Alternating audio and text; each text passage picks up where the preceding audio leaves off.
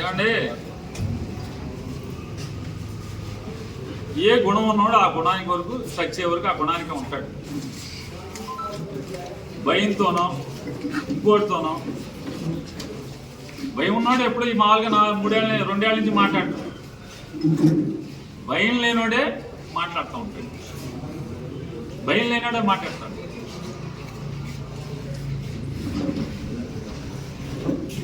పవన్ కళ్యాణ్ గారు ఉన్నారు, ప్రతిపక్షంలో అద్భుతంగా ప్రశ్నించేవాడు, అద్భుతంగా మాట్లాడేవాడు. వాళ్ళు ఏం చేస్తున్నాడు?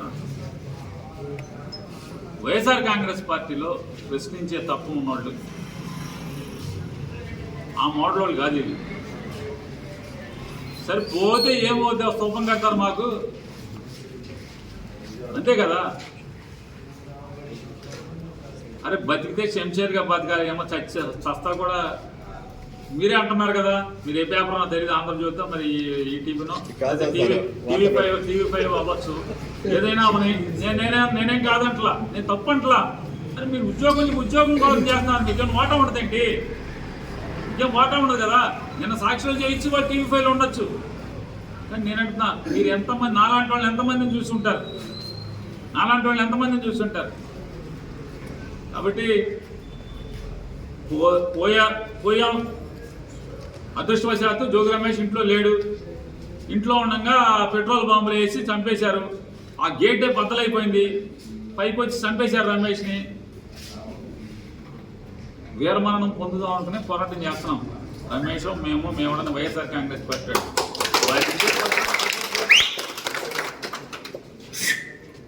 అది లక్షణం. అది వైఎస్ఆర్ కాంగ్రెస్ పార్టీ మీరు గుర్తుపెట్టుకోండి.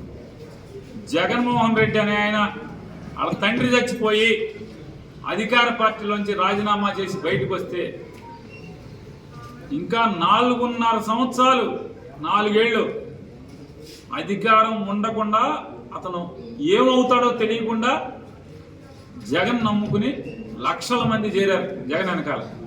అతను ఏమవుతాడో తెలియదు, అవుతాడో లేదో తెలియదు, సర్వనాశనం అవుతాడో తెలియదు, ముఖ్యమంత్రి అవుతాడో తెలియదు, ఆకాశానికి ఎగిసిపడతాడా, పాతాళానికి వెళ్తాడో కూడా తెలియదు. అయినా సరే 4 ఏళ్ళు కాంగ్రెస్ పార్టీలోంచి లక్షల మంది జగన్ వెనకాల నడిచారు. ఫిల్టర్ అయిపోయాం.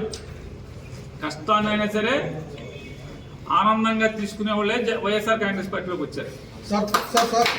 రాంబాబు గారు అట్లాగే జోగి రమేష్ గారు ఇద్దరి ఇళ్లపై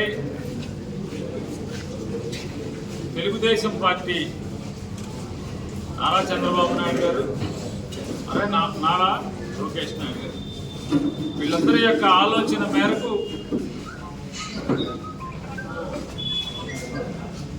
వీళ్ళిద్దరిళ్లపై ఆటమికంగా దాడి చేయడం అనేది ఒక ఆర్గనైజ్డ్ క్రైమ్గా ఉద్దేశపూర్వకంగా ఇక్కడ ఎంపీని అక్కడ ఎంపీని ఇద్దరిని కూడా ఆదేశాలు ఇచ్చి ఆ ఎంపీల నేతృత్వంలో బహిరంగంగా వందల మంది తెలుగుదేశం పార్టీ కార్యకర్తల్ని, రౌడీల్ని, పార్టీ ముసుగులో గూండాల్ని, గంజాయి బ్యాచ్ని, కిరాయి మనుషుల్ని, ఇంతమందిని పోగేసుకొచ్చి ఇళ్లపై దాడులు చేయటం, ఆటవికంగా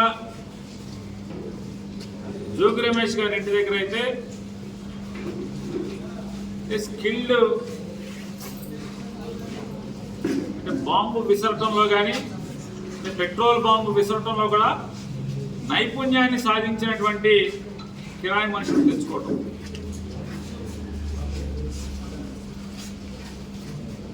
ఎన్ని పోలీసుల సమక్షంలో జరగటం,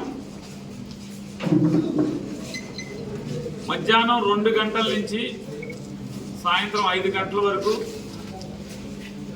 వారి మనుషుల్ని ఇబ్రహీంపట్నం రింగ్ సెంటర్లో పోగేసుకోవటం.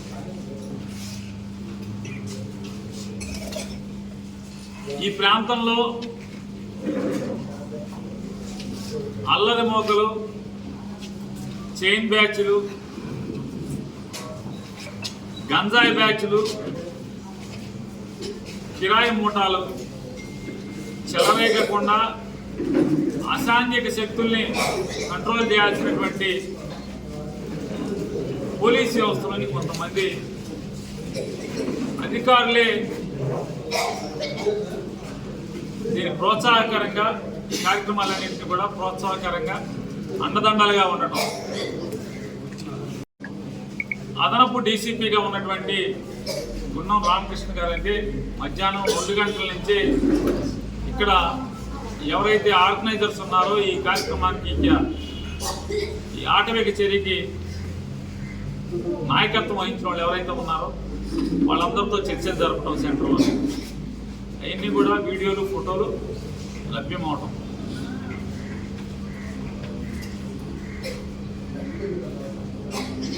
ఆఖరికి అందులో ఒక పోలీసు ఉద్యోగస్తుడిని కూడా పడేసి కాళ్ళతో తొక్కుతున్నా కూడా కనీసం అతన్ని గబాలను కాపాడటం లేకపోతే తొక్కిన వాళ్ళని చర్యలు తీసుకోవటం, దాని మీద యాక్షన్ తీసుకోవడం కూడా లేదు. అంటే సాటి పోలీసు ఉద్యోగస్తుడిని తొక్కుతున్నా సరే, పడేసి కొడుతున్నా సరే పౌరుషం రావట్లేదు సాటి పోలీసులకి. పెట్రోల్ బాటిల్స్, అలాగే అంటే పెట్రోల్ అందిస్తే ఒకసారి ఆయిల్ కూడా తగలాలి, కానీ ఇది తర్ఫీదు పొందినటువంటి అంటే టెర్రరిస్టులో లేకపోతే కిరాయి మోకలో ఎవరైతే తర్ఫీదు పొందుతారో ఆ తర్ఫీదు పొందినట్టుగా చేత్తో ఇసిరేప్పుడు దానికి ఒత్తంటిచ్చి పొగొస్తుంది. దాన్ని కరెక్ట్గా వాళ్ళ సింహద్వారం మీద పడి అక్కడ బాంబు పేలేట్టుగా, పెట్రోల్ బాంబు పేలేట్టుగా వీడియోలు అన్నింటిలో ఉన్నాయి. అంటే ఇంత దుర్మార్గంగా సమాజంలో ఎమ్మెల్యేగా, మంత్రిగా పనిచేసినటువంటి ఒక ప్రజానాయకుడికే ఈ రకమైనటువంటి పరిస్థితులు ఈ రాష్ట్రంలో ఉత్పన్నమవుతాయి. పోలీసులు సాక్షులుగా ఉండి ఇటువంటి ఆటవిక చర్యలు జరుగుతుంది. చాలామంది కానిస్టేబుల్స్, సబ్ ఇన్స్పెక్టర్లు ఆవేదన చెందుతున్నారు. ఇవాళ ఎవడో మెప్పు కోసం, ఎవడో పోస్టింగ్ కోసం కొంతమంది రామకృష్ణ లాంటి అధికారులు లేదా రాజశేఖర్ బాబు లాంటి అధికారులు ఈ రకంగా ఇళ్ల మీద బరి తెగించి పట్టపగలు పెట్రోల్ బాంబులు వేసే సంస్కృతి పోలీసుల సమక్షంలో, పోలీసులు ఉండగా పోలీసుల సమక్షంలో ప్రత్యర్థి రాజకీయ నాయకులు ఇళ్ల మీద పెట్రోల్ బాంబులు వేసే సంస్కృతిని మేము మొదలుపెడితే దానికి పోలీసులే చోద్యం చూస్తూ ఉంటే దీన్ని ఎక్కడికి తీసుకెళ్తున్నారు? ఈ సమాజాన్ని, రాష్ట్రాన్ని ఎక్కడికి తీసుకెళ్తున్నారు? అది ఎందుకురా గతి లేక మనం కాకి యూనిఫామ్ వేసుకోవటమని కానిస్టేబుల్స్ కానీ, సబ్ ఇన్స్పెక్టర్లు కానీ వాళ్ళ ఆవేదన చెందే పరిస్థితులు. రాజశేఖర్ బాబు గారిని, అట్లాగే గుండం రామకృష్ణ గారు, మీరు రేపో మాకు రిటైర్ అవ్వచ్చు రామకృష్ణ గారు, కానీ మీరు రిటైర్ అవుతా ఈ దిక్కుమాలిన పోస్టింగ్ కోసం ఈ రాష్ట్రంలోని పోలీస్ వ్యవస్థని, రాష్ట్రంలోని లాండ్ ఆర్డర్ని ఏ స్థాయికి దిగజారుస్తున్నారు మీరు? ఏ స్థాయికి దిగజారుస్తున్నారు మీరు? మిమ్మల్ని సబ్ ఇన్స్పెక్టర్గా కూడా చూసాం, సిఐగా కూడా చూసాం, కానీ ఆ రోజుల్లో ఇట్లా చెడిపోయి లేరు మీరు. ఇంత ఈ స్థాయిలో ఎక్కడ మాకు ఎప్పుడు కనపడలేదు మీ ఉద్యోగంలో. ఈ పోకడు ఎవరి కోసం, ఎందుకోసం మీరు ప్రమాణం చేసేసుకున్నటువంటి కాకి యూనిఫామ్ ఈ రకంగా దిగదారుస్తున్నారు మీరు. లాఠీ చార్జ్ చేయక్కర్లేదా అని అడుగుతున్నారు.